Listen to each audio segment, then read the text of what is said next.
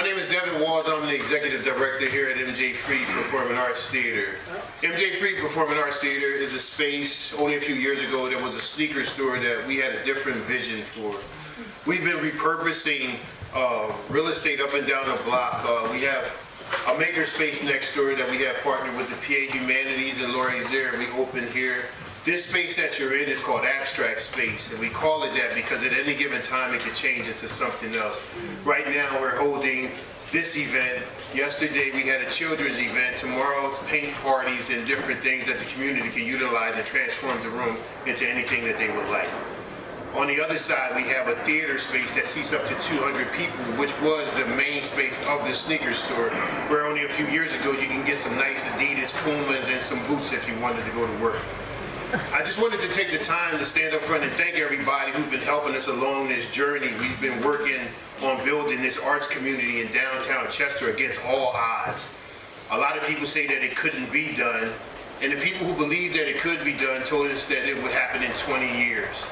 And here we are 3 years later, building a bigger and better Chester, starting here in the downtown.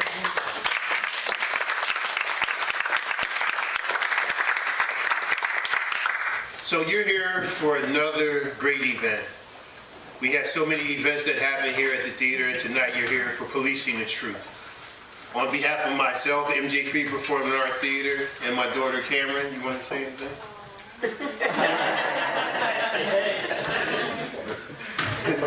That's all you want to say after all of that in the back?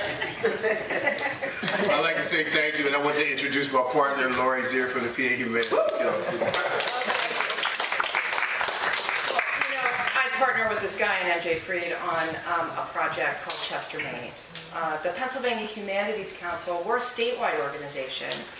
We're a federal state partner of the National Endowment for the Humanities, and that gives us a great national network. All across the nation, folks are having conversations like we are tonight around policing the truth. This initiative, Democracy in the Informed Citizen, is about truth-seeking in our communities. At the Humanities Council, we like to say we put the arts and humanities in action for positive change. And it's in conversations like we're going to have tonight, where we're seeing in communities across Pennsylvania, people seeking the truth, looking for the hidden stories in their communities to talk about their future. So thank you so much for coming out tonight and following us at Chester Made. So I would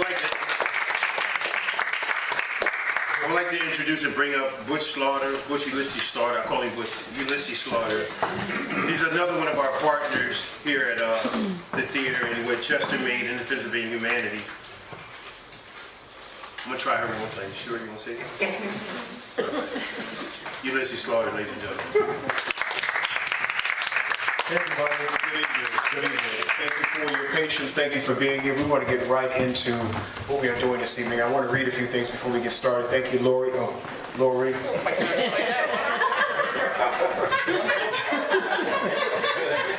That's how you go that way, Lori. Just seeing things. Policing the Truth is a part of the deformed, Democracy and Informed Citizen series administered by the Federation of State Humanities Councils in partnership with the Pulitzer Prizes and supported by the Pennsylvania Humanities Council. The series seeks to deepen, as Lori said, the public's knowledge and appreciation of the connection between democracy, the humanities, and journalism, and an informed citizenry. Additional support for the series was provided by the Andrew W. Mellon Foundation. So we came up with the idea of policing the truth. At first, it sounded really intriguing. We were like, well, what would that mean when we talk about policing the truth? Because then you start asking, well, what is the truth? Who are the police? What's involved with this policing the truth? And in this day and age, we hear terms like fake news, right? Everybody hears the term fake news. We hear that everybody is on social media platforms. Everybody's got some ideas about how things should go. And in some way or another, we're going to have to come to some agreements if we're going to have a particular kind of society, right? And so I started thinking about, okay, what is policing the truth and who would I want and a conversation about policing the truth. So we started kicking around some ideas, and some of the names were offered up to us. And I want to get our panelists up here, and then we're going to introduce them one at a time. So if I could get Mr. Bill Marimow up, if I could get Sara Lomax Reese up, Eric Brother Shomari Grimes, Mr. Michael Chitwood, and then I saw Zulene Mayfield. There she is. Zulene Mayfield, come on up. If you all could work out this chair thing, I'd be, really appreciative. Where? All right, you can sit. Eric doesn't want to sit next to me. You should have worked this out a long time ago. We should have had a sign. Yeah, I didn't think about that.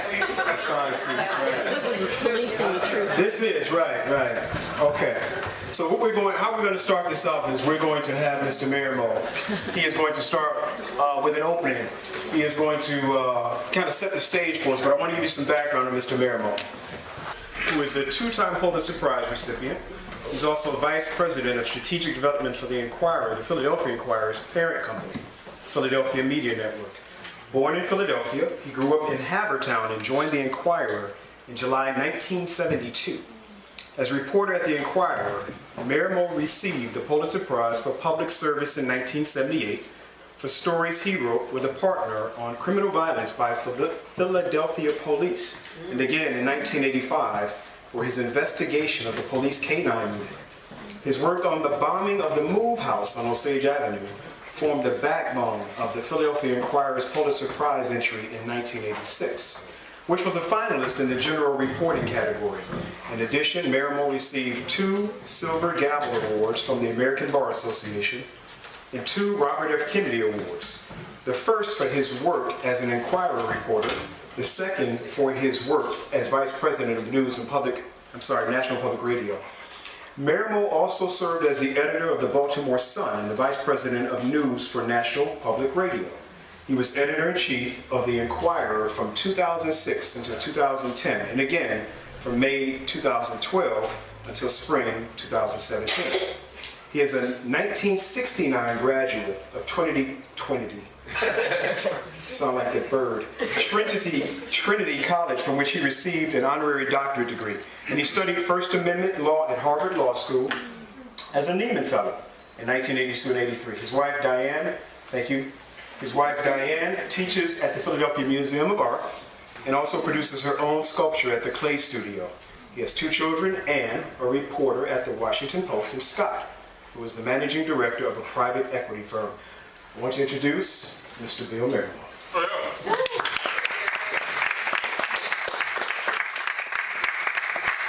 Thank you, Reese.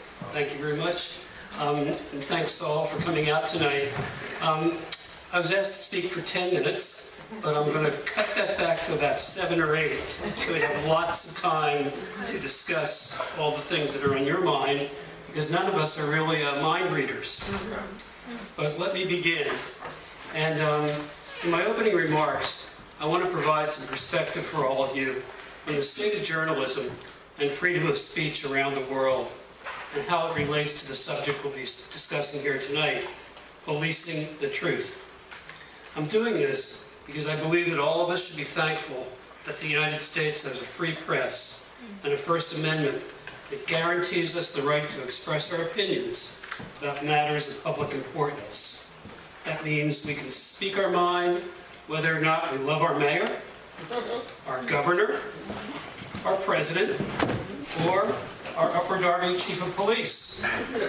We can love them or loathe them, but we're free to discuss it. There's an organization in Washington called Freedom House, which each year evaluates the state of press freedom in all 201 countries in the world, from Sri Lanka to Somalia, from Austria to Australia. The way Freedom House defines freedom of the press is this: that coverage of political news is robust, safety of journalists is guaranteed, government intrusion in media affairs is minimal, and that the media is not subject to onerous legal or business pressures. And here's the key statistic that I'd like all of you to remember. Based on Freedom House's reporting, only 13% of the population in the world has a free press. 13%. Can anyone hazard a guess as to which country has the least press freedom? North Korea. You're close. Getting close with China. Somebody might have said it. North Korea is correct. Now, this one's a tougher question. Can anyone guess which country has the most freedom of press? United States. We're 31st. Denmark. Germany. Denmark is close. A little north. Norway. Norway is number 1. The U.S. has a free press, but there are 30 nations around the world where conditions are more conducive to speaking, broadcasting, and printing the truth. Among them are nations like Belgium, Costa Rica, Switzerland, and Denmark. I share this information with all of you because we know that the media in the United States is amazingly diverse. From big national news networks like Fox and CNN, to small papers like the News of Delaware County, the Westchester Daily Local, and the Concord Monitor in New Hampshire, where my daughter was a reporter. Most of the journalists that I've known, and I've known thousands of them, strive for excellence, often under conditions and limitations of deadline duress. So in the time allotted to me tonight, I want to discuss the dangers of fake news, how we can detect it, how we can dissect it, and how we can debunk it. And I have some antidotes to the problem, but I'm going to save them for our discussion, because I think all 5 of us have good ideas about that. So how many people in the audience have heard of the Washington restaurant called Comet Ping Pong on Connecticut Avenue? Never. Okay. The Comet Ping Pong case is an egregious and tragic example of what can happen when a person or persons believe fake news. Stories that are, in my opinion, utter, I'll call them poppycock to avoid any profanity. You know what I would have said. The Comet Pizza case involves a restaurant that was widely patronized by customers in a quiet residential neighborhood of Northwest Washington, Connecticut Avenue, and a Salisbury, North Carolina man by the name of Edgar Madison Welch. In the fall of 2016, just before the presidential election, Welch was a 29-year-old husband and father of 2 children. At the time, the internet was flooded with reports, all utter poppycock. The children were being harbored as sex slaves in a ring led by Hillary Clinton. The children, the report said, were being held captive in the basement of Comet Ping Pong on Connecticut Avenue. Welch was one of many people who heard about the Comet Ping Pong allegations on sites like Facebook and Twitter, and on broadcasts aired by Alex Jones, the radio host and far-right conspiracy theorist. It was Jones who urged his audience to investigate the Comet situation firsthand. By the way, Alex Jones is the same person who alleged and broadcast the false story that the massacre of the children in Sandy Hook, Connecticut was a hoax. He's now being sued for libel, and in his depositions he said he had a psychotic episode. That's why he broadcast it. So on December the 4th, 2016, Mr. Welch drove from Salisbury, North Carolina to Washington, D.C. He was armed with an AK-15 rifle and 2 firearms. He arrived at Comet brandishing the AK-15 with a gun clearly visible in a holster, and he began firing. Terrified patrons ran screaming for the restaurant. Welch began looking for the enslaved children. When he found that there was no one there, he left his weapons in Comet Ping Pong, walked outside on Connecticut Avenue, and surrendered to the police. The toll of that tragic afternoon was devastating. A father of 2 ends up in jail for 4 years because he believed the story he'd heard about the sex ring. A quiet neighborhood restaurant and its patrons were traumatized by a shooting in which, amazingly, no one was physically hurt. Another victim was James Alefantis. He was the owner of Comet Pizza, and he described what happened to him and his customers in an op-ed piece in the Washington Post, which I urge all of you to look up on the web. It's really a graphic description of what can happen when fake news is believed. Alefantis himself began receiving death threats even before the shooting spree. The restaurant's page reviews on Yelp and Facebook were deluged with obscenities and inaccurate reviews. And Comet's most loyal employees and customers were being harassed. When it was all over, Alex Jones, the radio show host who trumpeted the lies about Hillary Clinton, issued a tepid apology. He claimed that 2 of his employees had received misinformation, which he believed, and after he discovered it was false, he fired them. As far as I'm concerned, that is utter poppycock. The Comet ping pong story demonstrates how dangerous fake news can be, but it provides a classic example of why our readers always need to be vigilant when we read, listen to, or watch the news. In closing, I'm only going to offer one of my 4 suggestions to give time for our discussion. But what we can do to counteract the poisonous effects of fake news. And number 1 is education. I believe that education has to begin when our children or our grandchildren are in elementary school.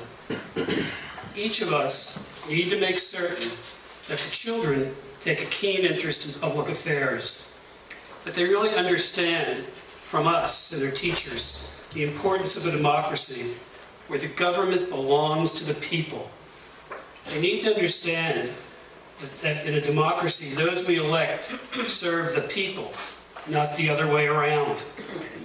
I can remember vividly poring over the pages of my weekly reader at Brookline Elementary School on Arlington Road in Havertown back in the fall of 1957 and learning how government worked. I looked this up in Google the other day because I wanted to see if my recollections from 62 years ago were accurate. So I found a publication that arrived in October, my weekly reader, trumpeting the mission of the Soviet Union's Sputnik. And I remember worrying about whether Russia was more advanced than the United States in science and thinking, what are we going to do about it? I think that educators need to use the news in print, online, on radio and TV to help their students think critically about national and world affairs. Skip the other ideas, but my last one is this, and it's definitely not least. Subscribe to your local newspaper, website, join your radio station, like WURD, help WHYY. In doing so, you'll be providing the financial support that ultimately will lead to more investments in quality journalism. And if we invest in quality journalism and can add more muscle, that will be one of the prime ingredients in helping our quest to police the truth. So I'll cease and desist, and we can talk about the things that interest you most. And thank you.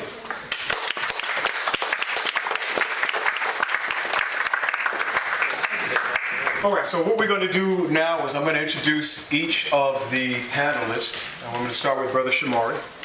Introduce each of the panelists, and I can imagine the face he's making. I'm not going to even look.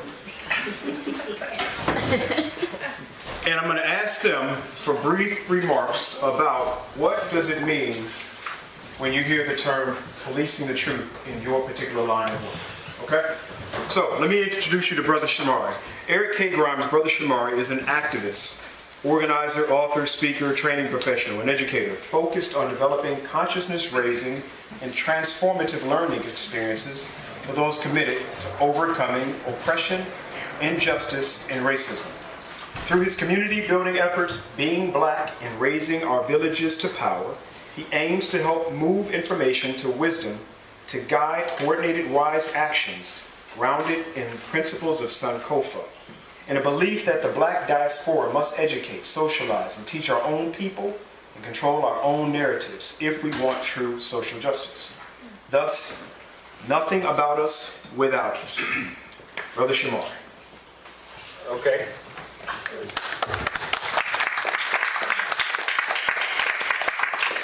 Could you repeat your question again?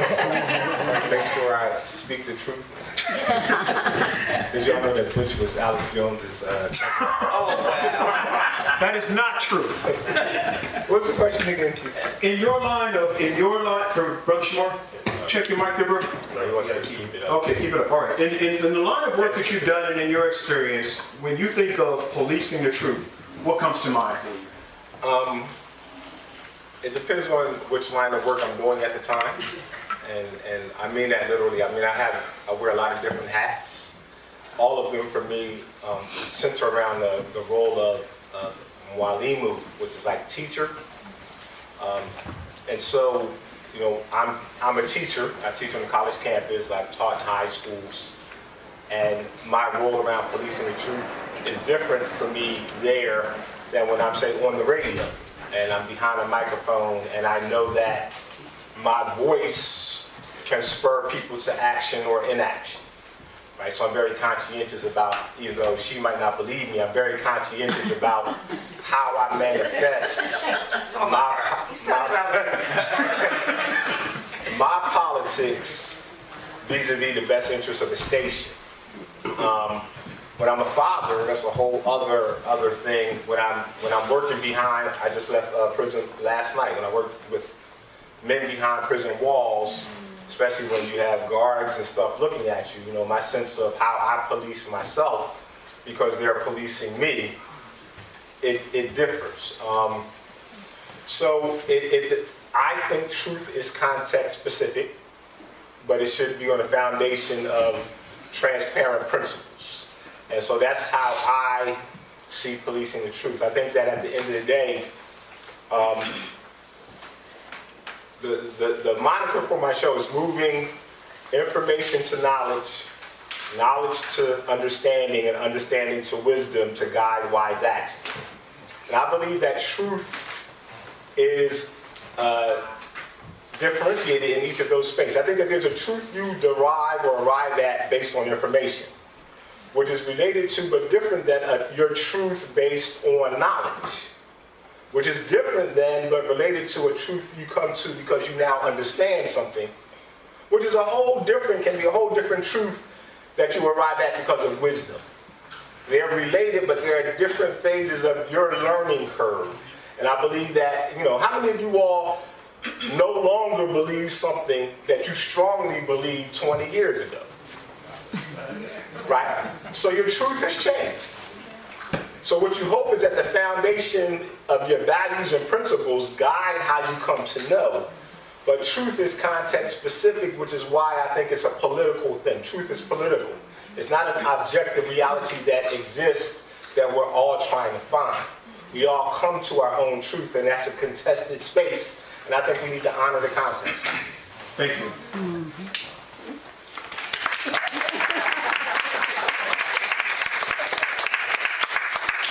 I'm going to go over to Sara Lomax Reese. Thank you for being here. Sara Lomax Reese is the president and the CEO of WURD Radio, LLC, Pennsylvania. I'm Eric's boss. We kind of got it. That's the end of the information that you need to know. What I'm saying, since you said that. No, please, Don't bosses have to pay you in order to do it. And that's a slavery, right?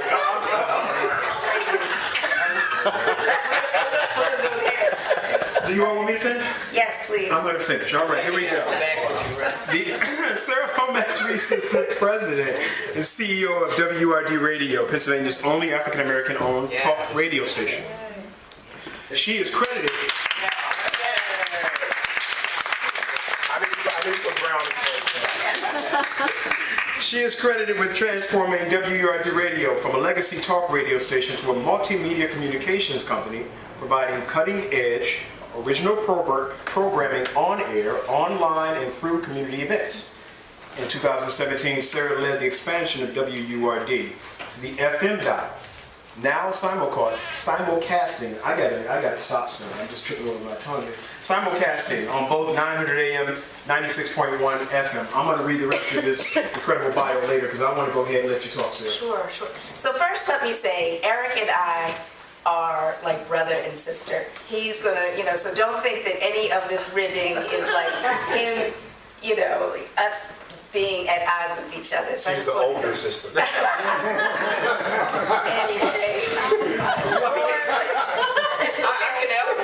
I'm used to this. Anyway, and I love hearing Eric speak because he frames things in such a complex but clear kind of way, and it always, in my view, elevates the conversation. So from where I sit as the owner operator of this radio station, the only black-owned talk station in Pennsylvania, one of maybe 3 in the nation, I see this idea of policing the truth as this incredible responsibility and opportunity to give people who often are caricatured, stereotyped, marginalized,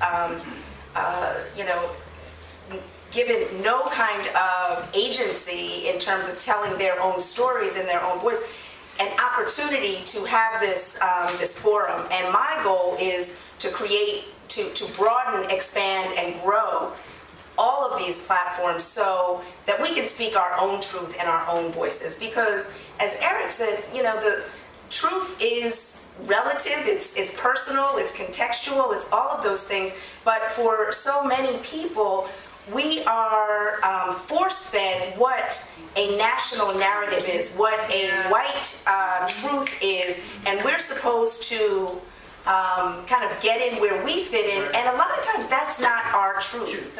And so I think that it's so important, and I'm a big, big, big advocate around ownership, media ownership. The media is so unbelievably powerful. I started running the station in 2010. My family purchased it in 2003, but I actively did not want to run the station at the beginning for personal reasons, and I felt compelled to get involved eventually.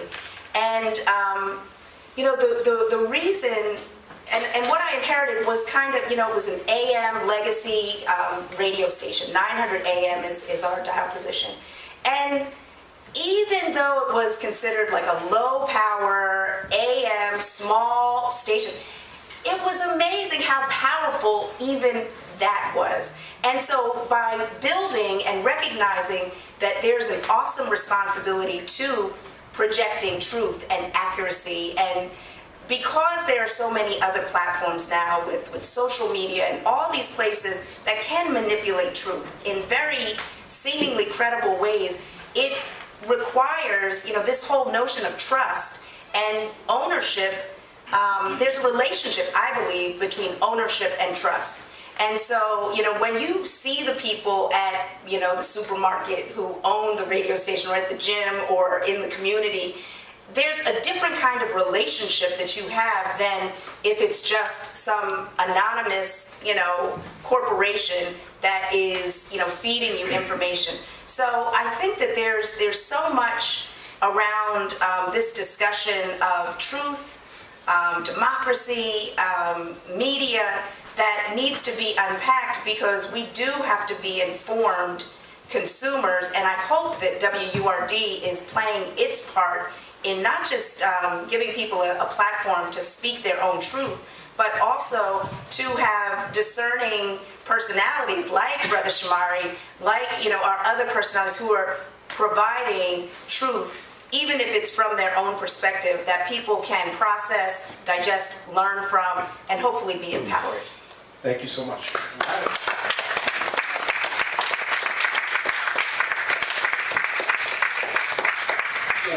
Very good reason. I'm going to ask Ms. Zulene Mayfield to wait to go last, because there's some things I'd like to introduce about you, if that's okay. That's fine. Is that okay? All right. I wanted permission. It's okay. Thank you so much. And I'm going to ask Superintendent Chitwood, but I want to read your bio first. So this is Superintendent Michael Chitwood. Michael Chitwood joined the Upper Darby Police Department as Superintendent of Police in August 2005. He has more than 50 years of law enforcement experience, including 32 years as the Chief of Police in both urban and suburban departments in his current position. Superintendent Chitwood is responsible for managing a $29 million budget and for overseeing 133 sworn police officers and 24 civilian staff. Collaboration between the police and the community is a hallmark of his policing style. Community initiatives in the Upper Darby Township include the Community Policing Center, a victim services program, the Citizens Police Academy, and the 5th grade mentoring program. In 2013, the Upper Darby Police Department was awarded the International Association of Chiefs of Police Victim Service Award in recognition of the department's victim service program, Breaking the Cycle. Again, I'm going to continue some of this bio as we go down the road, but I'd like to introduce Superintendent Michael Chitwood.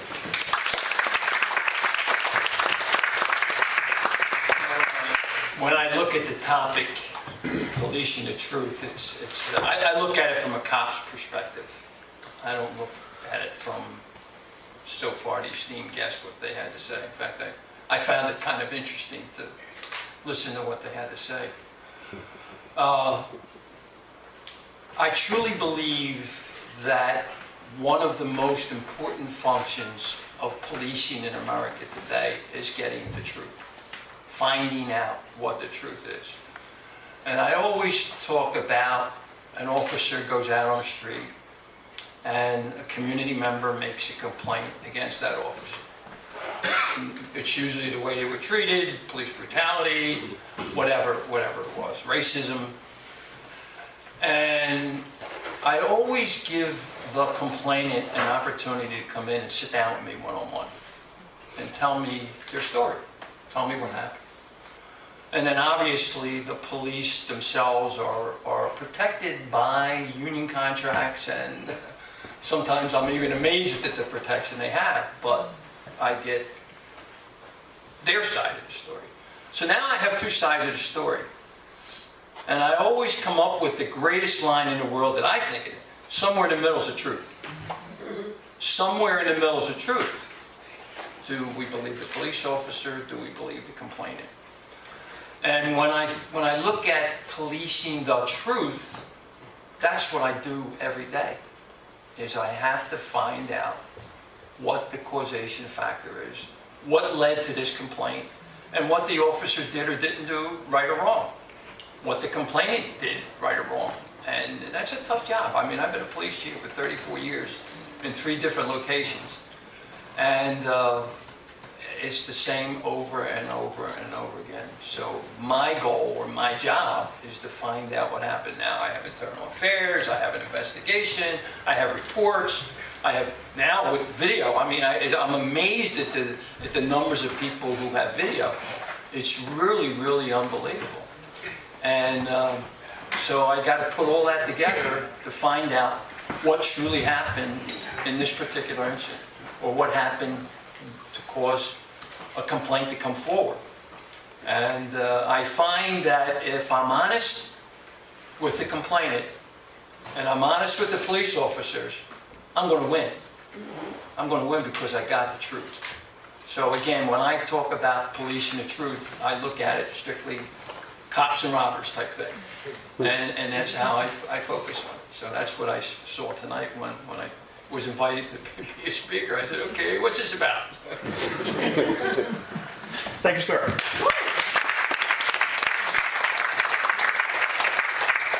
So I wanted to say Miss Zulene Mayfield, because she is not a media person in a way. She's not the police in a way, but she's all of those in another way. For decades now, Ms. Zulene Mayfield has policed the truth of what goes on here in the city of Chester around environmental racism. For decades, she has stood in front of trucks. For decades, she has called out trash to steam and incinerator owners. She has called people to the charge of, we got to stop polluting this city. Ms. Zulene Mayfield, in the last 3 weeks, I believe, has been featured in The Guardian. One was The Guardian, another one was Now This, recently covered Ms. Zulene Mayfield. And again, she's been an advocate of stopping the trash from coming into this city. I'm not going to say much more, but we want to know, Ms. Zulene Mayfield, how do you police the truth? Ladies and gentlemen, Ms. Zulene Mayfield. First, I want to welcome you to my city. Welcome to Chester. I don't care what you heard. It's not true. It's not. When you come to Chester, you will find that this community is a very warm community. It's not unlike a hometown place. Literally, everybody in Chester knows literally everybody in Chester. And if they don't know them, we're like 1 degree of separation. If I don't know you, I'm going to make a phone call and I'm going to get all in your family line and figure out who made a baby here, who was sneaking with that person. That's the network of Chester. I'm born, raised here, educated here. I have a love for this community. Everybody loves home. This is my home. And if you can't defend the home front, I don't know what you need to do with yourself. It is inherent that we all, no matter what it looks like to anybody outside, this is our community. People that I love are in this city. Now let's police the truth a little bit. Some years ago, we were told that a facility was coming here. And it's a trash pristine place. Okay, well, nobody at the time had any idea what the heck that was. So, they got up and they running. Now we understand that it's not a trash to energy, it's not a trash to steam, they burn.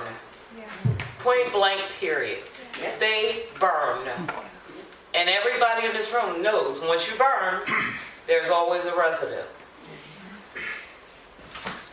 Currently, we have the largest incinerator in the country in 4.8 miles, directly on top of where people live at. Come on, Queen, talk about it. Okay? We should not have to be the trash managers for Costa Rica, Puerto Rico, New York City, the city of allegedly brotherly love. Okay? That's the old history. Now the new history is, there's a new term floating around that we recycle. I absolutely saw a news story yesterday that had me, I had to go outside of my job so I could scream for about a half an hour. On ABC News out of the city of Philadelphia, city of brotherly love, sisterly affection, where they are going to 100% recycle their recyclables. And let's police the truth. They currently have a request for proposals out where their intention is to send even more of the recyclables to Covanta, the incinerator here. So tell me why somebody at Chestnut Hill, who assumes that they're doing the right thing, they're being good stewards of the earth, they're teaching their children, now this goes in the yellow bin, this goes in the blue bin, this goes in the green bin. When they all throw it on the truck and they bring it here to be incinerated and to pollute our children. Okay? In a city with the highest infant mortality rate in the state, where the children are losing days out of school because of asthma attacks. While they're training trash from New York City into this little city. So 33,000 people are supposed to be responsible for 30 million people's trash. But they're telling you that you're recycling.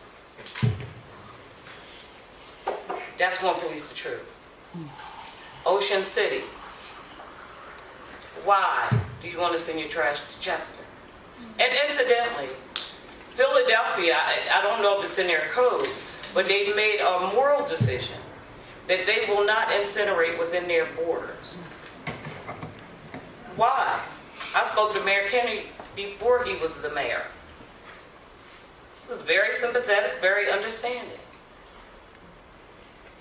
Now you're the mayor. And you have control over where these contracts are going to go. We don't need it. We, as residents of this city, can say and direct the direction of the way that we want to see our city going. We want to give our children a chance to be able to stay outside and play without having an asthma attack or having bronchial issues or cardiovascular issues and all of the things associated with the pollutants that come out of that stack. But the operators of the stack will tell you it's just steam. It's just steam. Really. When is arsenic just steam? When is particulate matter just steam? If they were so safe, how come they're not everywhere? And I'm being real good because I have to keep looking because I will cuss a whole lot. But this baby is up in here. Oh, thank you, Lord. But the truth is, we as this city, and not only this city, as Delaware County, have to police the truth of what county council does. Because everybody's got a role in this. Everybody.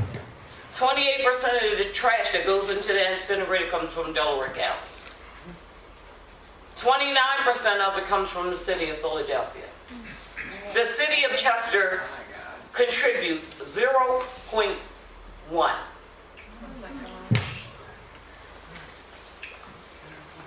So who is it benefit? The truth is, they'll tell you, well, the city needs jobs. We need jobs, but we ain't stupid. Amen. Okay? We're not stupid. Nobody want no low-paying, no-paying jobs. Amen. That's going to hurt our mother. And if it was a jobs issue, we would gladly share our jobs with any other. Rose Valley could have the jobs that Chester takes from that incinerator. Gladly. Radnor can have them, Lower Marion. And the only thing that is not a consolation, but the truth is that, yes, we've been fighting it for years, and we have been successful. Because had we not been involved, there would be 10 of those facilities. We fought 7 of them and defeated them. And we're going to defeat that beast too. Without a doubt. And that's our truth.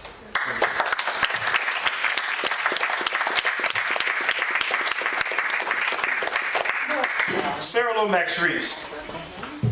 We're going to hold the questions for a little later. I want to get I look at them as like a jazz band. We're going to do some impromptu playing up here in a minute. I want to see how this goes, and if I have to jump in and conduct, I will. I want to start with Sara. I want to mention a couple of things about Sara. She's a graduate of the University of Pennsylvania and Columbia University Graduate School of Journalism. She has written for the Miami Herald, the Philadelphia Inquirer, the Atlanta Journal-Constitution, Essence Magazine, and a number of others. Sara, I want to ask you a question about how does money impact your ability to police the truth as someone running a radio station, an owner of a radio station?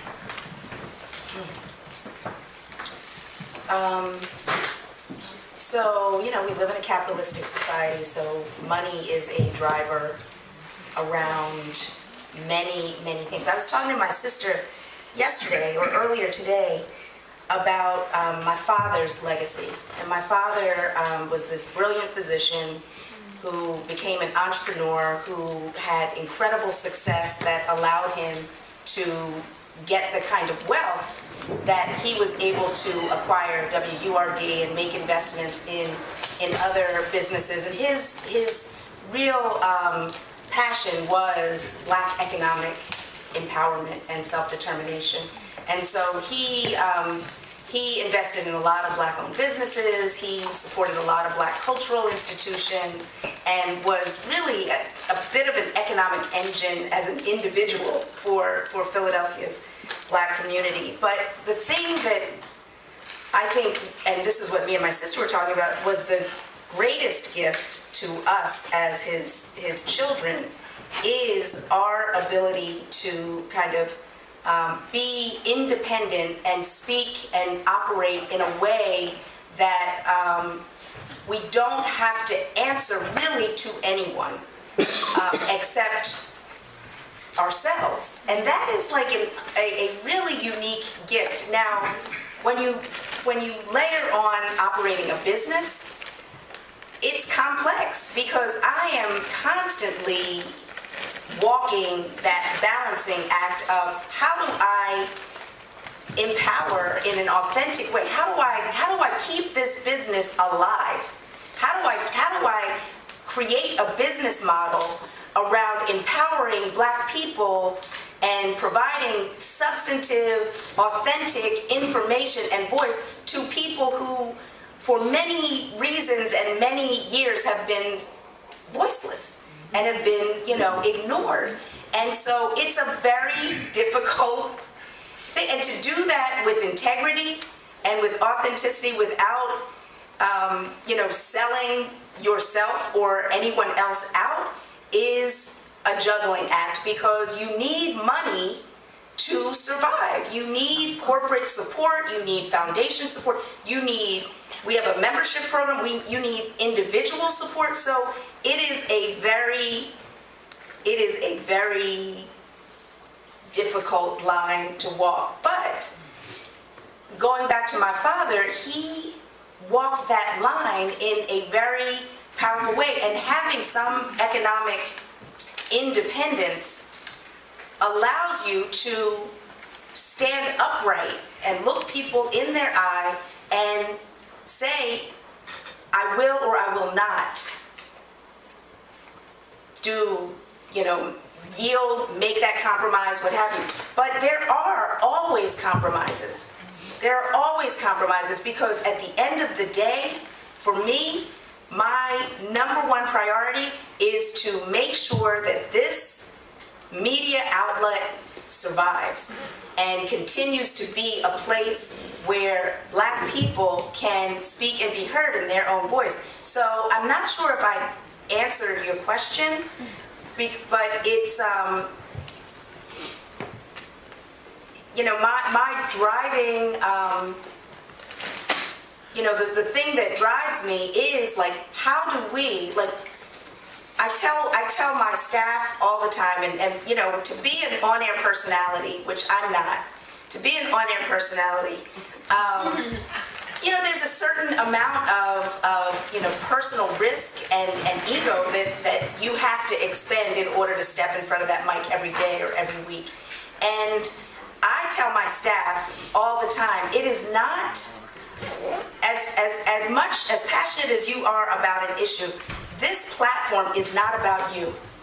This platform is not about your personal acts or issue or anything or passion. It is about empowering our people. It is about how do we use this platform to educate, empower, uplift, and just allow our people to thrive and to be seen in our full humanity. So so that's what drives me, and so I have to make a lot of interesting decisions on a daily basis to keep it alive.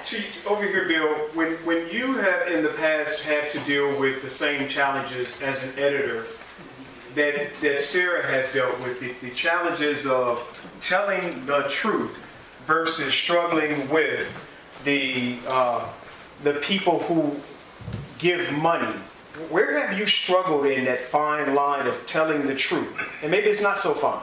Telling the truth and making sure that you're not putting the company in some kind of financial jeopardy. It's a good question, Ulysses. And I think that at the Inquirer, beginning in 1970, when it was purchased by Knight Ridder, there was an independence. The editor did not report to a publisher in Philadelphia. He reported to the vice president of news in Miami. After the Bulletin closed in 1982, the economic resources of the Inquirer were extraordinary. At the peak, the profits were close to $100 million. There was a staff of 535 full-time journalists, 145 correspondents, of whom Sara at one point was one. Really top-notch journalists. And during that period, if there was something that required attention, the staff could investigate it, regardless of whether it was about a major corporation like Aramark or Comcast, whether it was about the Philadelphia police, corruption in the state legislature, Abscam, the whole gamut, the move bombing. And I think what Mike had to say about examining the truth is something that every good reporter learns. If you don't master both sides of the story, you fail to do your job. Because when you master both sides of the story, which requires time, money, expertise of the journalists and reporters and editors, one of three things happens. Either mastering the other side of the story adds nuance to the story. It's not 0 or 100, it's not black or white, it's gray. The second possibility is that the other side of the story is utter poppycock. It adds muscle to your central thesis. So when a dog attacks a human, when two dogs attack a human being, and the person is charged with failure to disperse and no underlying crime, and there are 3 or 4 independent eyewitnesses who don't know the police officer and don't know the person who was attacked, you can be pretty sure the independent eyewitnesses are a better litmus test of the truth. That's a second possibility. Third possibility is the other side of the story is so convincing and so important that you realize either A, you have a different story, or you have no story at all. All of those things have happened to me, but usually getting the other side of the story adds nuance. And I think that when you have resources, which is money, expertise, and skill, there are no barriers to doing good work. The only on-air personality we have happens to be Eric Grimes, and I'm wondering, as Sara was talking about that balance that you have to strike between your passion, for example, and your listeners. How do you keep pushing for your listeners' understanding versus going overboard and pulling them your way? It's like, you know, it used to be said that there was a, what was it, a fourth? Sara, did you want to ask a question? I'm sitting here. No, I want to hear his answer. Okay, I've asked the question. Go ahead. So to me, the truth is uncompromisable, right? It's because I can't lie, so I have to. It's about grades. It's like in martial arts, you know, the principles are the same, white belt through black belt. It's just about what levels that you decide to teach and unveil at that point, because it's based on what you think the student can receive, and a lot of things are like that.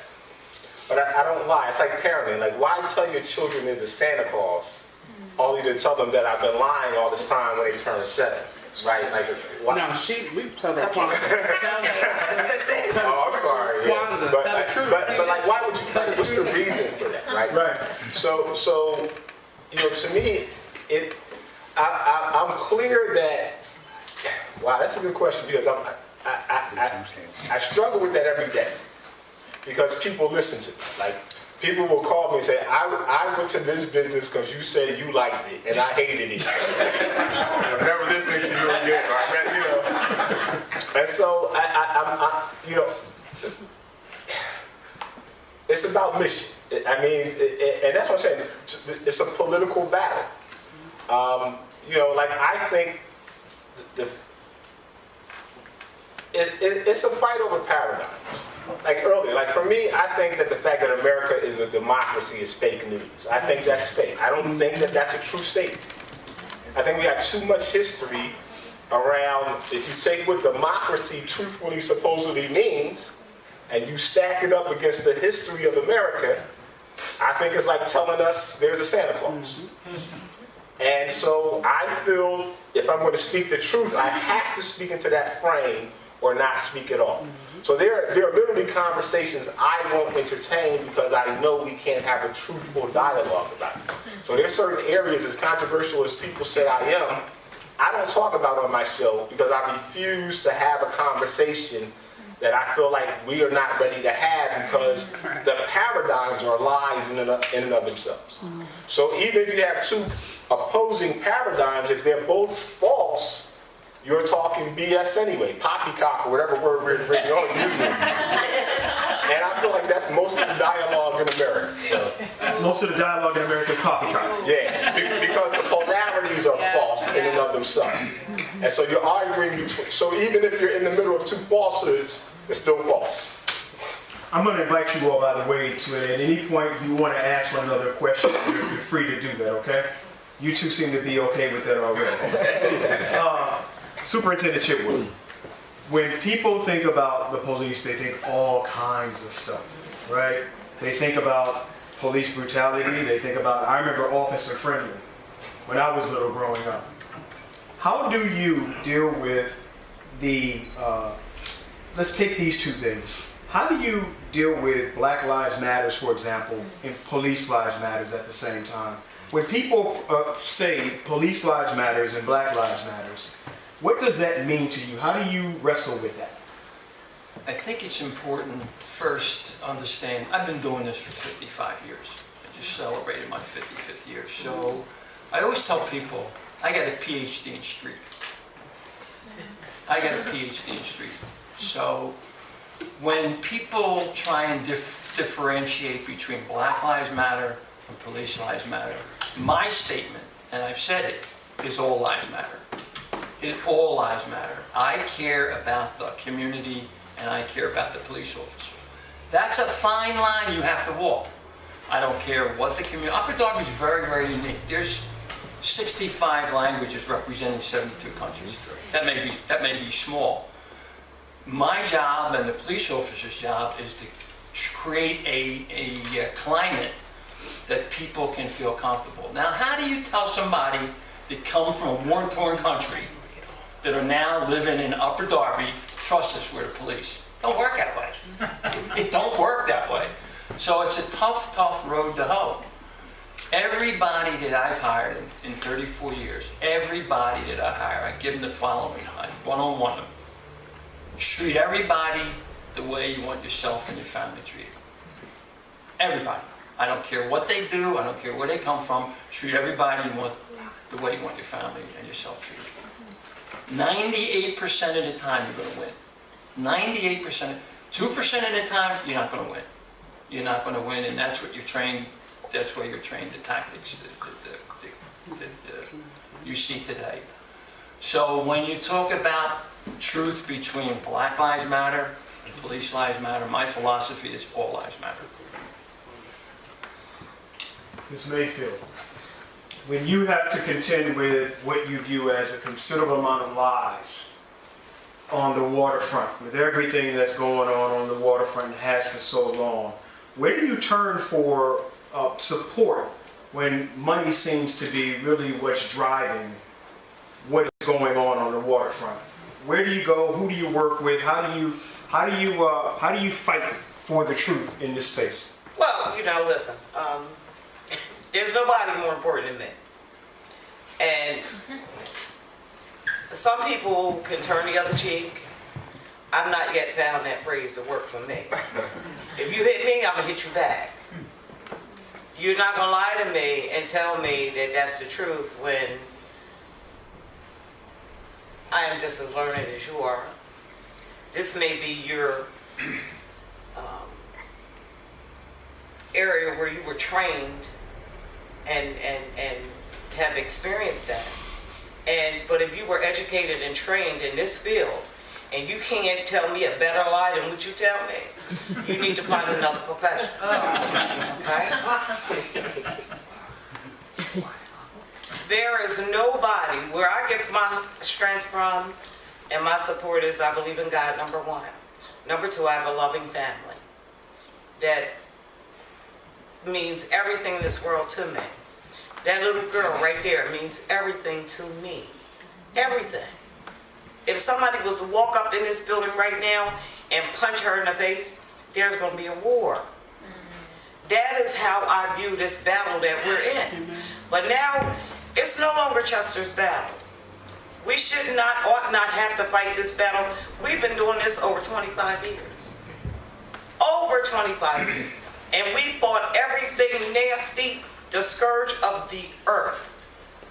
Everything from chemotherapeutic medical waste which included body parts, fetuses, things used to roll down these streets and fall off the trucks,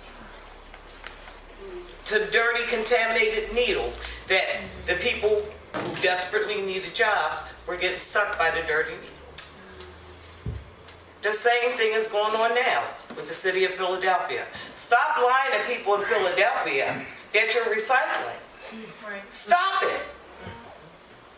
You're sending tons and tons of garbage down here every single day. How dare you be on TV how about we can get ready to do 100% recycling. You know what they're doing? They're reforming the word. When does incineration equate to recycling? Stop lying to people. That is the biggest lie ever. The biggest lie. Oh, but we want to keep it going. But tell the people the truth. How they're trying to be so diligent and being good stewards of the earth. Tell the truth of where the crap is going at. And who it's hurting. Everybody in Delaware County has a dog in this fight. Because the things that come out of that stack travel for 17 miles. 17 miles. There's nothing in Delaware County and parts of Philadelphia that's immune from what's coming out of that stack. Combined with the refineries and the other things that are in Delaware County, that's the third largest polluter. Third. In a city whose health cannot afford to be poisoned to death. Cannot. Poor access to health care. Low income. But you know what? We have determination.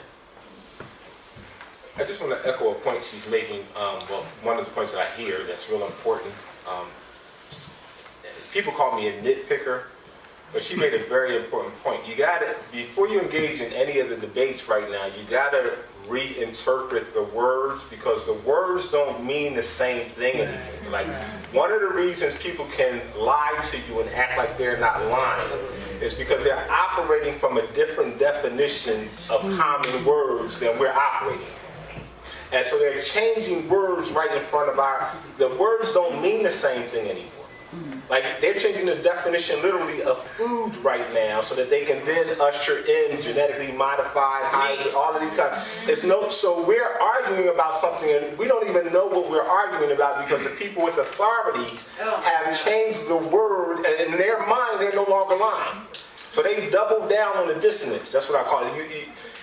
And so even in policing the truth, the first thing you have to police is the words that are being used to create a truth, to even determine what we're talking about before we can even debate. Mr. Marimow, Bill, how has social media changed and challenged the truth? I think the entire, social media and the web have had great benefits and great drawbacks. One of the great benefits is that all of us, through our computers, through our iPhones and iPads, have access to more information instantaneously than any other generation in the world. That is a huge benefit. If I want to look up Mike Chitwood's deeds and exploits, I can follow all 55 years. Only back to 76, Mike. On the other hand, the demands of the instantaneous news cycle create a pressure to get stories out fast. That, I think, is a burden to all journalists because the pressure to do things fast also creates superficiality and one-dimensional stories. And when you're writing about a complex, sensitive subject and the story of what's happening in Chester, I think is a story that demands attention. You can't do it in a 30-second piece on ABC News. Sometimes I work out early in the morning and I watch TV news. And when I watch TV news, I'm reminded sometimes of a scene in the movie called Blazing Saddles. There's a big posse riding through the town and they're after the baddies, and suddenly the whole town falls down. It's just a facade of the town. And that's what TV news in the morning reminds me of. One fire, one arrest, traffic, weather, and sports. But all in 30 seconds. And Mike... What channel do you watch? Mike is often a personality. But it's not his fault. Every day. Every day. I'll say, from a police perspective, it's good and it's bad. It creates monsters, but it solves a lot. I mean, I'm shocked at the numbers of crimes. You want somebody for a serious crime, a heinous crime, put them on social media, man, I'm telling you, it's like, boom, that's it. Wow, they already got the guy's name in there. But then on the other hand, some of what comes out is not true. I think one of the real, I was the head of news for NPR, and shortly after I left was the shooting at the mall in Arizona where Congresswoman Gabby Giffords was shot. NPR hastily reported that she'd been killed. And I'd gone by then, but if I'd been consulted, I would have said to the national editor, listen, unless you have verified that through 2 or 3 sources, what we can say is there's been a shooting. We know that Congresswoman Giffords was on site. We're going to keep you posted as we learn what's happened, but we don't have the facts right now. And it's very difficult for journalists, especially young journalists, to say we don't know. But I go back, you know, I'm an older guy, not as old as Mike, but I go back to when Walter Cronkite was reporting on the shooting of John F. Kennedy. And throughout the day, he was measured. He said only what he knew and what he didn't know. And I think in the era of the web and this instantaneous news cycle, we have to say what we know. We have to say what we don't know. And that's really important. It's counterintuitive for journalists who want to be authoritative, but it is absolutely essential. You know, I want to say this, in this era of millennials and Gen X's and Gen Z's and whatever else they are, you know, we're lazy as people. You know, we got smartphones and dumb people. And that combination don't work, okay? No, I'm dead serious. I got a phone. If I need something done, I got to go to my little 8-year-old niece. That's just the reality because I don't have the patience for it. And that's where we fall out. We want an instant answer. We think there's always an answer. And the thing that requires us to do the least amount of work, if you're in a certain age group, that's what you gravitate to. We need to stop being lazy about our information. It's upon us to learn. To learn. It's my father used to say that every generation's duty is to advance the next one. And if we don't teach our children how to learn, first of all, instead of putting a tablet or computer or phone in their face, say, here, look it up, they're going to seek out whatever's there. The same thing about Black history. It is our duty as a people to teach, to seek that information out and to teach it to our children. Because they get it nowhere else if they don't get it from us. We can't, the expectation is not that the school is going to tell you the truth. When half of the mess in there about history, in my opinion, I got sent home from school one time about Christopher Columbus discovering America. My mouth ain't just started. I've always had it. And I said, well, let me ask you a question. If he discovered America, how come the Indians were here? How you discover something that's already there? I think he got lost. That's how he found America. That's still my personal opinion. And they got mad at me because I wouldn't shut up about it. I said, I'm not writing that report. It's wrong. That wasn't my truth. Sent me home from school. My mother had to take me back to school and she was like, just write it. I said, I'm not going to write it, Mom. I'll take that one for the team. I'm not going to do it. So we have to be diligent and we have a duty to ourselves. There's all kind of foolishness out there. Every single day, be like, whoa, wow. And they ain't gonna tell us about it. Don't you think we out of duty to make sure that crap don't happen? Because if they do, I'm gonna stop eating meat. I'm gonna tell you right now, I'm not eating that mess. Anytime you can grow an ear on a rat, no, I'm done. I am done. I'm over that. Trust me. So we have a duty to ourselves to learn the truth. Because people will spoon-feed you. They will change and sanitize things to make them sound so much better. You know, trash the steam sounds really good. The new phrase is trash the energy. Okay? And incidentally, that incinerator, as a byproduct of what they do generate electricity. Instead of it going to the people in the city of Chester free, they ship it over the lines to Atlantic City for a fee. So you see, everybody benefits off of the incinerator here, except for the residents. We still pay a trash bill. The assumption would be is you had the 4th largest incinerator at that time. Now it's the largest in the country. They burn 3,500 tons of trash a day. A day. And the composition of it is changing. Now they're burning more plastics. More plastics are more dangerous to everybody on Earth. Everybody. So the new Green Deal is going to be the battle right here in Chester.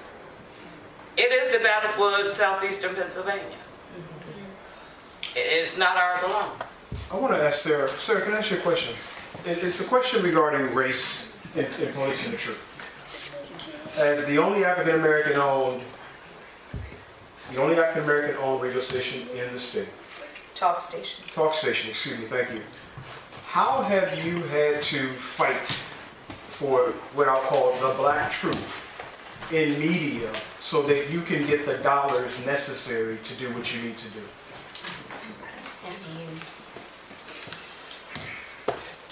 I mean, it's really just when you're black in America, you're used to fighting, for Air. yeah, Literally. That ain't no lie. Right, I mean, Clean air. This sister, she's spelling it out for us. I mean, I think that, Philadelphia is, a major market. It's, I think, the 5th largest media market in the country. And so we're fighting against, Clear Channel or iHeart and Radio 1 and CBS and every major media conglomerate that exists. And most of the media is controlled by about 6 companies. That might have expanded now that we have Facebook and Google and all of those. But the media is controlled by Disney, iHeartMedia, and so if you look at ABC News, you see stuff about Disney movies. You see, it's all interconnected because these are multi-billion-dollar conglomerates that are programming our news and information and infotainment for the masses to, for their shareholders and for maximum profit. And so, when you are an individual, an independent, single station in a major market, you have to be, that's targeting the black community. And I have to say, Philadelphia is about 45% black, so there are not a lot of cities in the country that even have a majority black or a very sizable black demographic that would sustain and really support a station like WURD in the country. If you think about gentrification, if you think about how cities are evolving to not be as diverse as they once were, so it's a challenge. But it forces you to be scrappy. It forces you to be creative.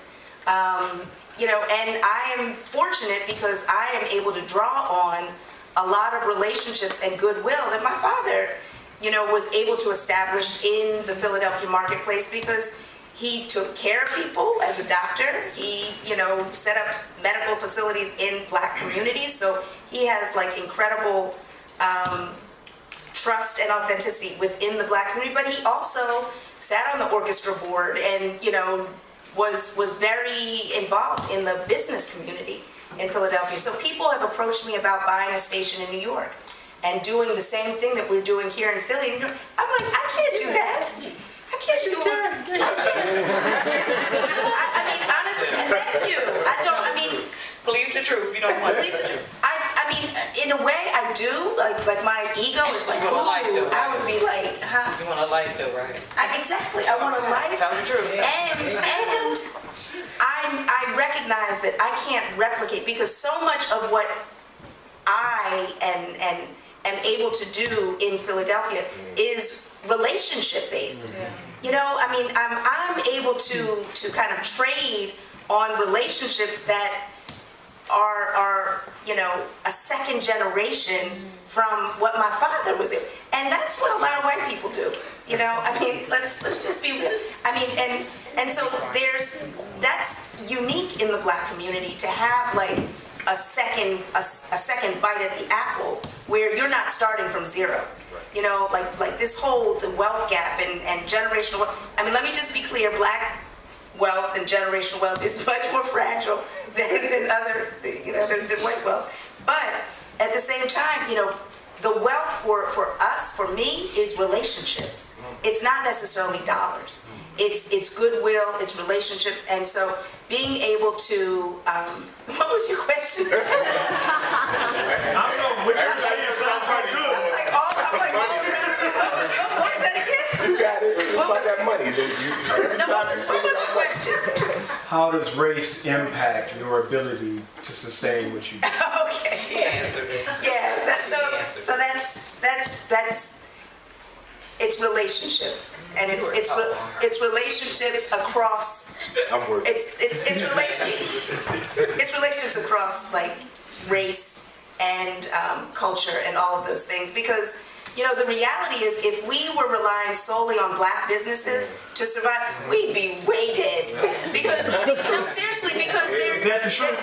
That is the truth. And it's not an indictment on the Black community. It's an indictment on America. Because, I'm just wondering, has anybody seen Boss? This new documentary on WHYY about Black business in America.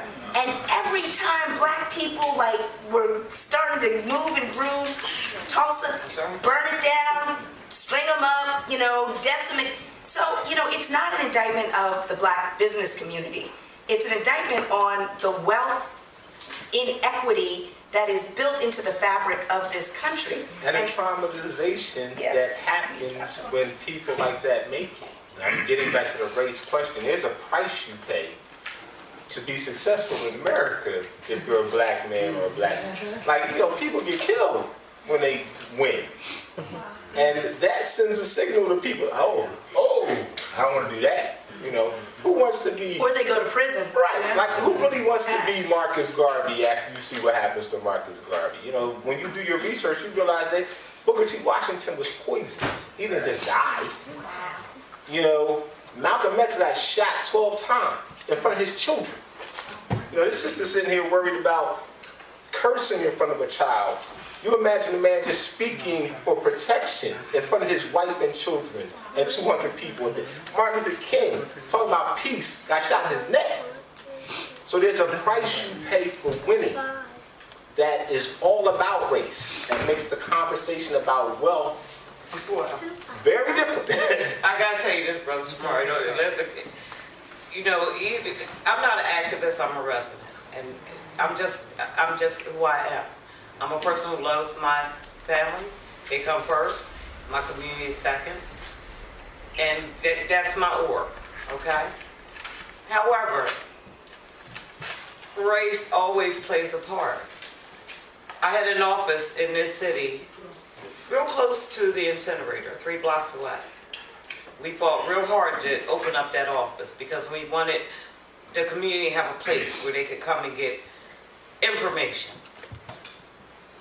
clean information, and not word of mouth, and not rely on the politicians that you can buy for $2 in Chester. Okay?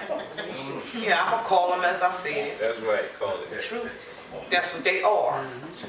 You can't give me money to hurt my mother.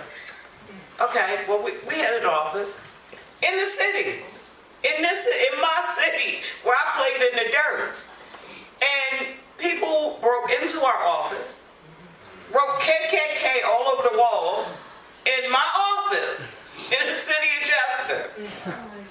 They set my house on fire. They put a device at the front of the door and a device at the back of the door and lit them up. So there's always going to be a price to pay when you speak the truth, and you cannot be compromised. They came in my office and put an envelope on my desk, slid it across. I said, you can take that itch right back where you got it from, because you can't put a dollar sign on my mother. My mother lives here. So, I do believe that either we're really stupid in some aspects, really mean, because my anger is fueled by my activism. That's the catalyst for me. All I gotta do is come in here and I'm pissed off and we won't go to work. So angry women is a good thing if you channel it in the right way. I make no apologies about being angry. We've had people, I've gone into many different communities. Many different communities. Sometimes the audience wasn't nobody there but me. Okay? However, they were warming, they were supportive, and they helped us. They taught us. But at the same time, I've had that same audience say, well, you know what, Zulene, if you would just stop saying environmental racism, you would have more help. I'm going to call it as I see it. It's not what you define it as. It's what it is.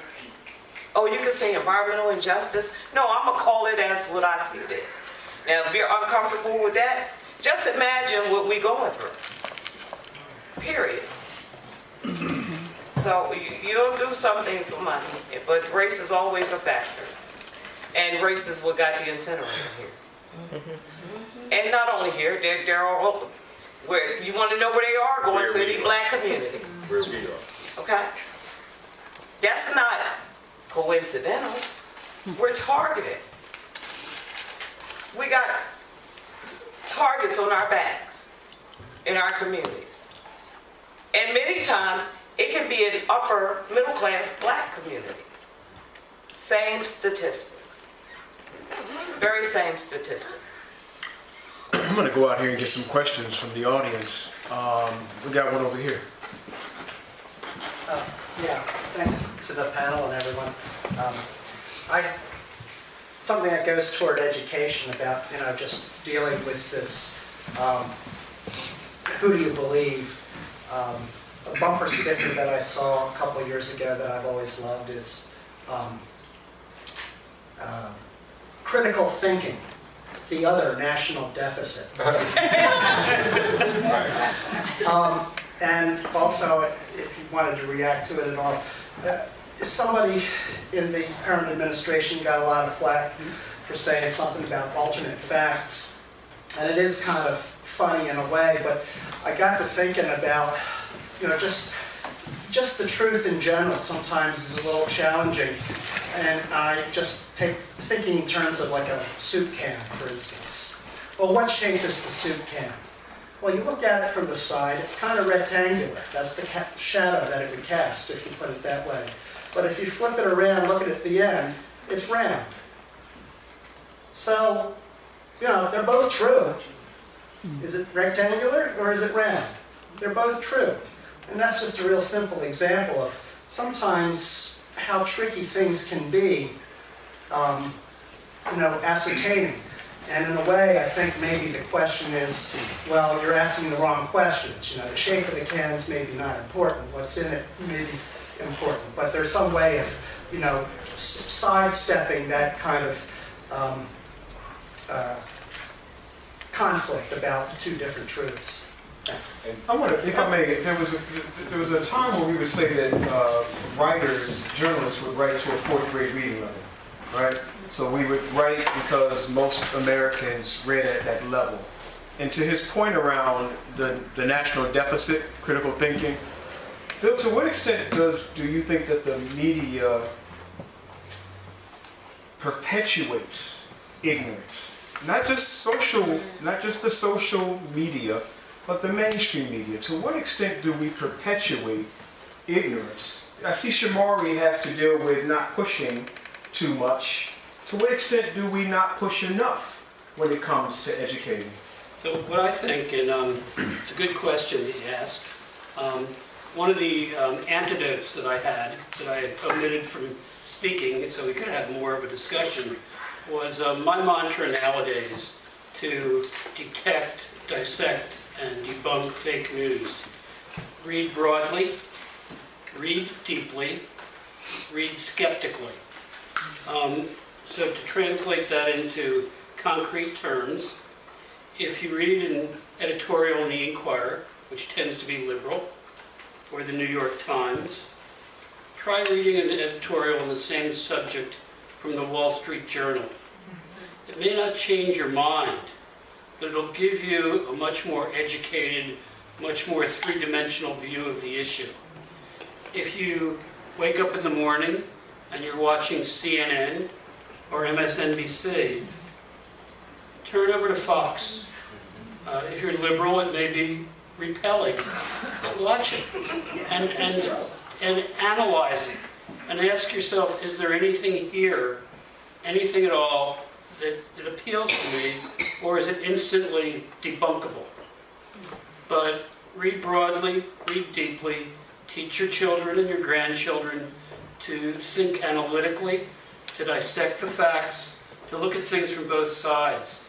And I think for those people who read only what they believe, so people who are extremely liberal and read only what they believe, they're hurting themselves, but just as much as the conservative person who only follows conservative news outlets.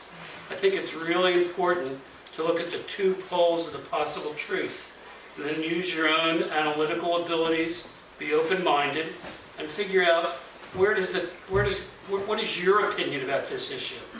And on issues, there isn't a truth. There's, in a marketplace of idea, which is the best idea that appeals to you. I see you wanted to say something. We have another question out here. I'm going to go back there for a minute. Nolan, let me hear from Shomari. Go ahead. It's a question, because I was going to ask. It's education around here. It's sophomore. Let me just say what I mean. I'm not sure that the issue is just about the truth. I actually think that there's an intentionality around us being inundated with information, period. And research shows that when people are inundated with information, whether it's true or not, it tends to do two things: either paralyze you and you don't make a decision, or you make bad decisions because you revert back to your comfort zone automatically. So I think that in many ways, one of the destabilizing factors has been just keep hitting them with information, quote unquote. True or not, always something to fish through, because now you have to research before you can respond, because there's always something. It's almost like you have a court case, and you ever see the court case where the strategy is, I'm going to take this one-person law firm, because they only have one person, and we have a team of 20 lawyers, and I'm going to just give them all the information about this case they could ever want. I'm going to overwhelm them with mountains of evidence that they now have to plow through, and because they don't have the capacity to process it, they can't really put forward a good defense. And I think that that's what's happening to us in the name of democracy. It's like, okay, we are informed at a level that we don't have the capacity to process to make strategic, wise decisions. And I don't think that that's unintentional, by the way. And I think that that's something we have to begin to consider, is how addicted to information we become, and how that addiction has paralyzed us from wise actions. I can tell you this. I think Listen, just give me 1 minute. I want to go here to Nolan. You'll be able to remember that thought, I hope? Nolan, go ahead. Ask the question. Hi, Nolan Fontaine here. The question I had, it kind of dovetails to what you were saying, Brother Shomari, and what you were also speaking about, Mrs. Zulene. So when I think about the media, I'm reminded by Sinclair Networks and the big expose of multiple news networks being governed under this same kind of like umbrella and ideology. And I'm also reminded by Julian Assange, who was recently jailed, but who's not a U.S. citizen, and who's facing extradition, I believe.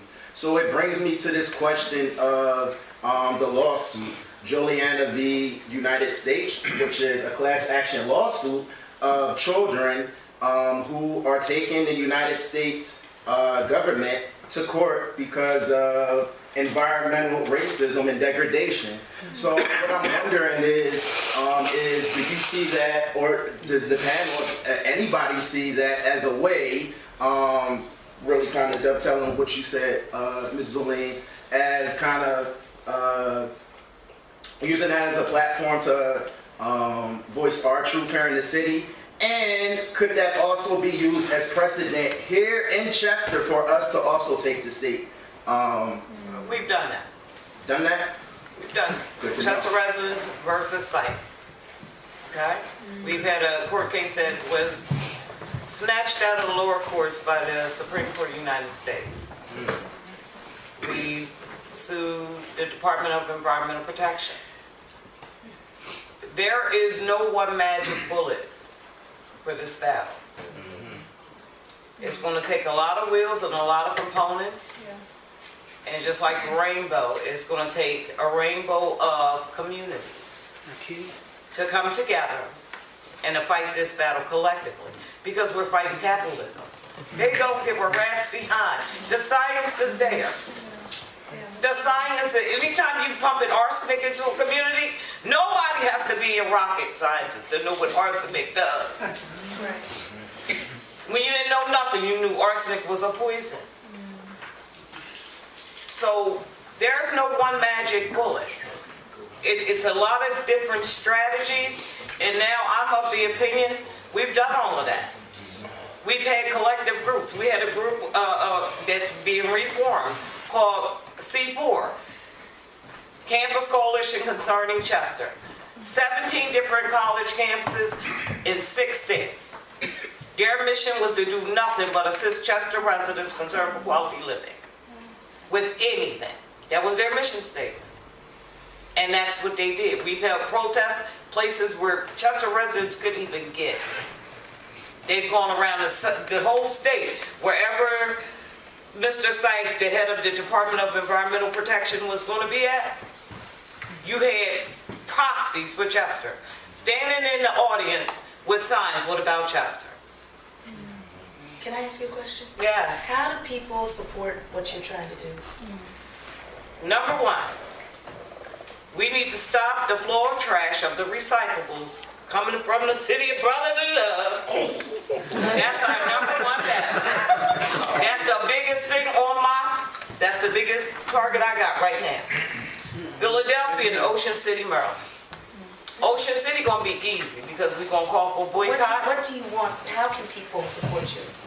They can join Chester residents and help us, especially if they're in the city of Philadelphia. We're gonna attend council meetings. We're gonna be at political forums. We're gonna pose the question. You got a major election coming up, and these people are not gonna hide behind, oh, but that's not our community. Oh, it is your community. It is your community when you think you can pollute us. That's what I don't know if you've been on WURD, but we definitely love to. I'm coming. I'll be there. We got a question here, Titus. My question is for Superintendent Mr. Chitwood. So in Upper Darby, I'm not sure exactly your guys' population, but your guys' murder rate is much different than what the murder rate is here in Chester. Yeah, Now, last year we had 3 or 4 population of 100,000 people. And now Chester's probably maybe 35,000 people at the most? 33,000 people. So how are you able to police your neighborhood and allow it to have such little murders? And in a city like here, where we have a much more profound number of murders in this community, but not the same amount of residents that live in the community. And I know you guys have a much more diverse amount of people that live in Upper Darby than what opposed to what we have here. So how are you able to actually police your police officers along with your community to allow the ability for you to keep that rate or the murder rate so low? First off, I can't, and I won't be critical of Chester. I will. I got that. And I agree with you, by the way. But I can't because I don't know anything about it. Right. What we do is, I make sure that every shift has a number of officers that I feel comfortable with. Now, to get public safety, you got to pay for it. You got to pay for it.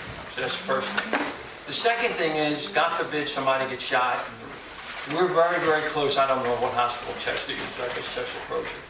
But Penn, Lankenau, I mean, I got to tell you, if you're breathing, they're going to bring you back. So I think manpower. I think the manpower goes into the investigations of any particular crime.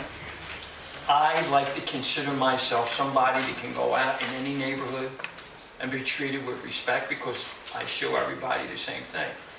Did I learn that out of a nutshell? No, it took a long time. I told you, 55 years of doing what I've been doing. So I grew, I learned, and I realized that everybody wants and everybody deserves a quality of life. I don't care who you are, I don't care where you're from. And that's what I promote. That's what I promote. And then that filters down to the men and women in the police department. So that's where we are right now. Now, do I like to stay up and say, yeah, we only had 2 murders last year. Christ, this year we could have 12. And then I look like a goofball. So, you know, there's some of the things that we do. But my thing is always, you got to pay for public safety. Yeah. If you want to make sure things are safe, you got to pay for it. Is that a question back there? Yes. Me? Yes. Well, thank you for being here. I came here originally because I wanted to, I'm paralyzed, I was paralyzed, in 2008, and I grew up in media. I'm here because I'm looking for networking in the community to, I guess, get power to speak for my platform, which is the disabled community, a word that I really don't even like anymore. Your anger, I can feel.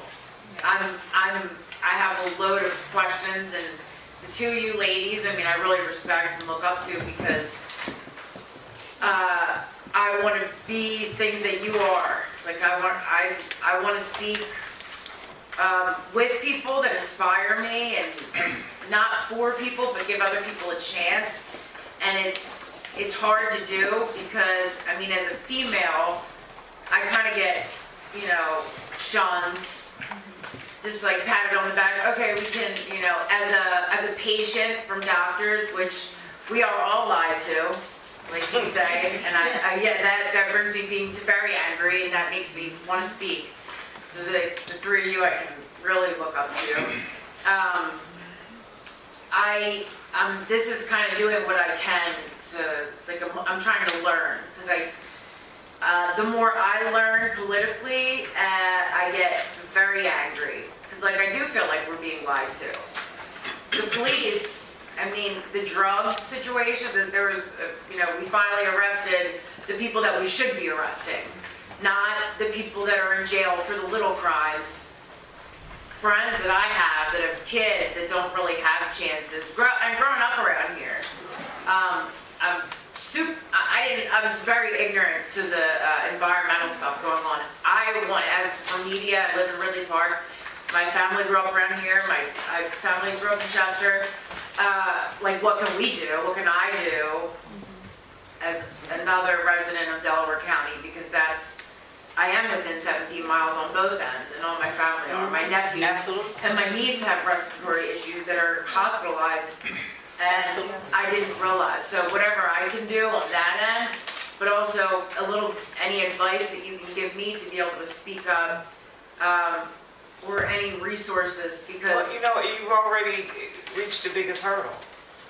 There's so much more. I mean, there's a big bill going on right now that I can't even... Most people, it's in you and it's there.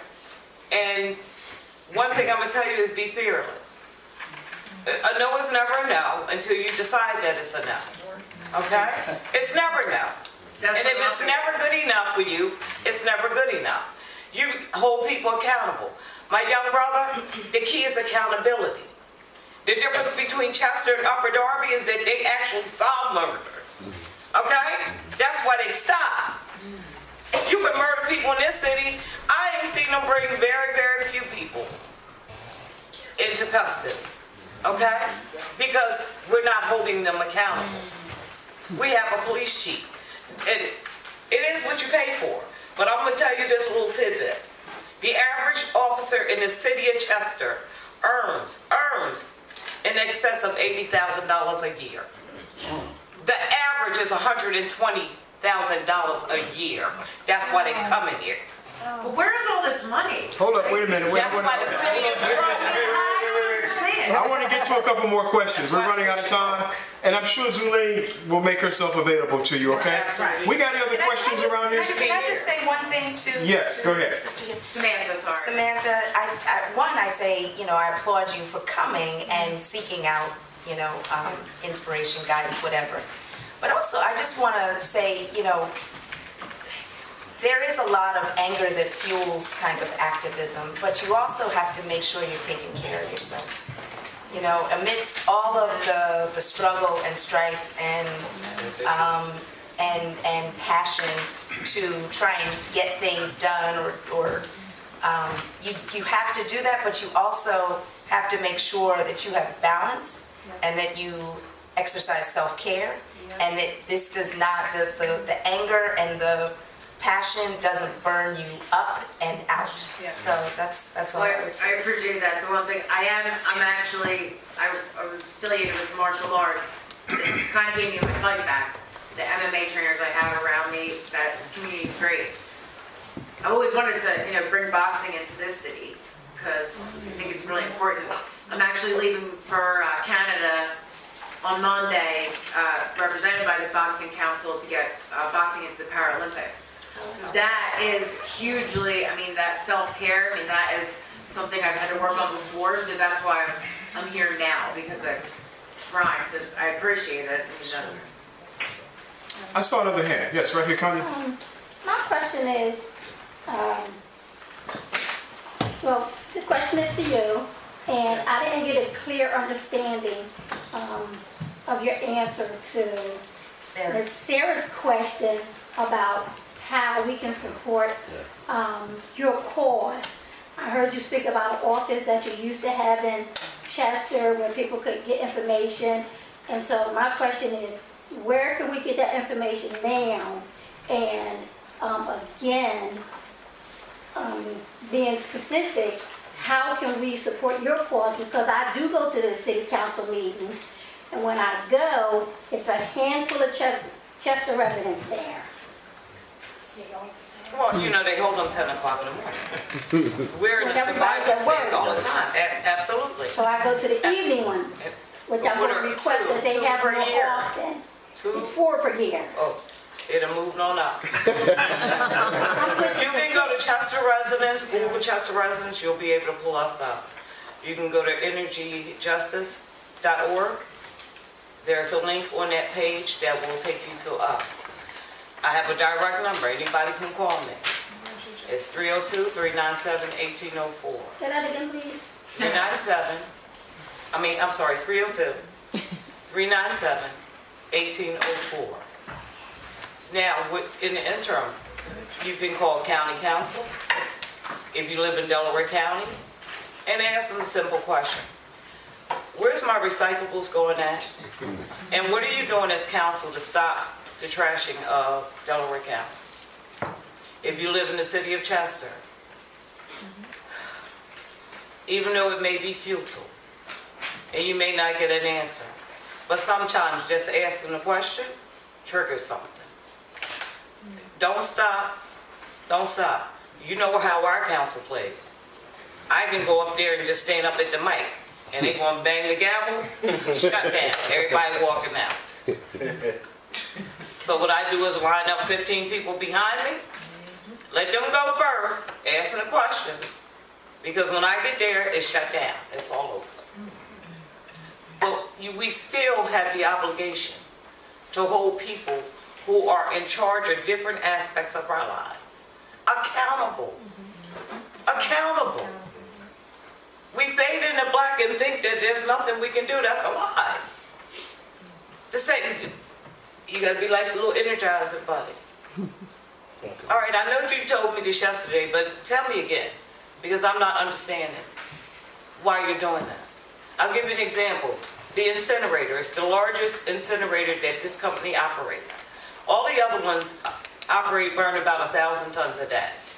This one is 3,500 tons a day. When every other incinerator that they have 4 or 5 pollution control devices. Some of them will stop some of the particulate matter that's coming out and stopping some of the other pollutants. The largest one here only has 2 pollution control devices because they don't feel as though it's fiscally feasible. So we don't matter enough in their minds or their business model. But the one thing that I tell communities when I go out, this is not Wakanda. Ain't no magic force field over the top of the city of Chester hold all the nasties in. They go up, and because it's heated, go up, out, and over. A lot of Chester. Does everybody know what Wakanda is? Yeah, I think you lost him with that one. I'm sorry. Yeah. Well, it's this movie like it was Star Trek. Yeah, it's okay. But it had a magic force field. Yeah. Shield. Okay, kept the things out and then. Yeah. I figured that's my job is to make sure everybody knows what Wakanda is. All right, so we're going to start wrapping this up. I want to go across and see if we get some final comments. I want to start over here with you, Bill. I think, first of all, thanks everyone for being here. For me, I've learned more by listening than I think I imparted. And hearing about the situation in Chester with the alleged energy or trash to steam, that requires coverage. The news media hasn't been doing a good enough job. But I think it's been a great discussion, and I applaud the work everyone's doing, and keep on keeping on. We have no choice. Well, first, I want to follow up on what Bill just said. I'm amazed at this trash to steam issue. I never knew it's anything not. about It's an it. incinerator. Well, That's all what it is. The issue, I don't know anything about it. I don't know what to call it. They burn. I mean, I'm amazed at that, and they burn. You know, I would sit amongst this community here. There's a lot of people here.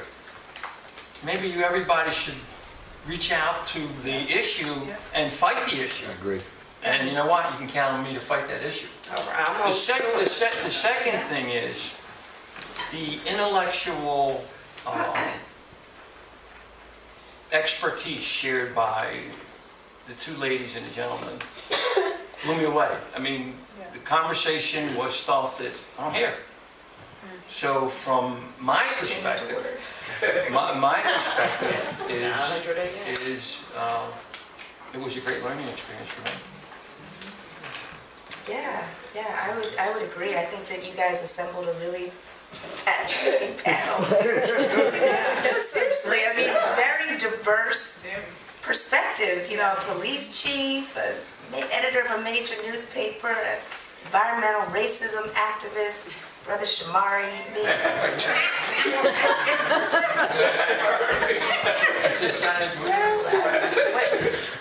So, but what I would say in closing is, you know, when we talk about this question of truth, I think the biggest lie that infects and affects America is about racism and about the history of this country. Yeah. And I think that until, and you mentioned, you know, until there is a honest reckoning of the absolute devastation that was brought on Black people and people, you know, like we can talk about Black, Native, you know, but Black people, I'm talking about Black people. that was the economic engine for the prosperity of this nation, until there's like a real, like detailed kind of reckoning of the truth of that reality of this country that goes back 400 years, and maybe beyond that, I think that we're never going to have a solid foundation from which to create real democracy, real justice, real equality. It's never going to happen. Thank you. Final word. I got a lot of things going on in my brain. But all the time. That's how you got it. When you're in survival mode, that's what happens. And I think that, you know, it's hard to impress on people who have not been threatened with survival. But when you're in survival mode, you have a BS detector that's automatic. And you've acquired that talent because you had to for your survival. So for other people who don't have that mechanism, it's very difficult for you to understand what a community goes through, for you to understand how pressurized some things are when you have not been put in that survivalistic mode. So it's very difficult for you to understand. The same thing when I talk to students and we talk about race issues and racism, because I've heard it all 1,000 times. Are you sure it's just not classism? Are you sure it's just not happening because you're poor? You know, you don't have to defend your position. But policing the truth means that the facts don't never change. The facts don't change. What we're doing in this country is normalizing lying. The facts are the facts, and the facts always remain the same. Now, we can debate many things, this is what Reverend Al said, but we can't debate the facts. They are what they are. The facts are that communities of color, black communities, get these type of industries at a far more greater rate than any other group. The truth is that collectively together, it's going to take all of us for our survival on this planet to come and fight these things. Because it affects every last one of us. Chester is getting the brunt of the battle. We're frontline. But don't think for a minute that everybody in this room is not affected severely. That's the truth. And last final words, for me, many different things go on, different views, but the facts are always constant. And when we start playing with the facts, then we really have lost ourselves as a people and a country. Hey, I mean, my two words would be facts and feelings. You know, my work is around behavior change. How do you get people to change their minds about what they think in order to do things differently? Whether you're an ex-offender, a hustler, a murderer, whatever. And so, for me, truth is, a person's truth is when the facts and their feelings are in alignment. Because the reality is that facts don't change people's behaviors. You know, one of the things we have in black community, that's the facts, that's the fact. Facts don't matter to people. If you believe something, if you can't get a person to feel your facts, they're not going to move.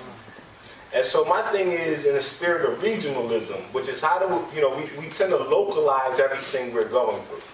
But we have a regional crisis in this area as well, but we also have some regional opportunities.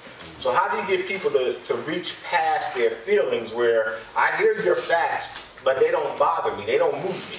There are literally people in this room, I can tell sometimes when it's like, okay, I can see people engage and disengage depending on who's speaking. Because it's about how you feel about what's being said or who's saying it.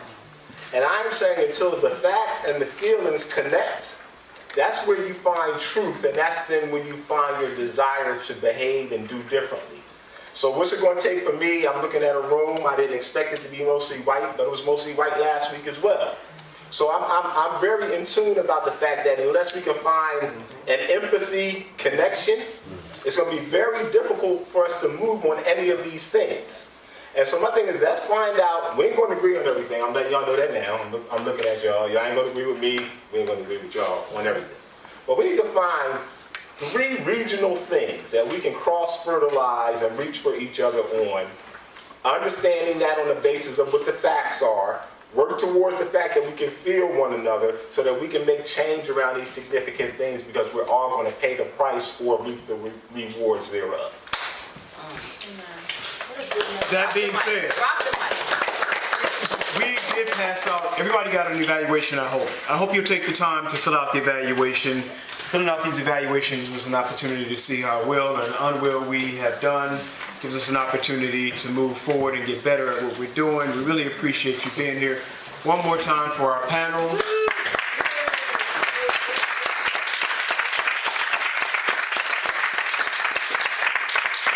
Thank you all so much for being here, and hopefully you are on our mailing list as well. If you're not on our mailing list, please sign the book back there so we can keep you up to date on the next things that we're doing. Thank you so much. Give a hand for Butch Slaughter.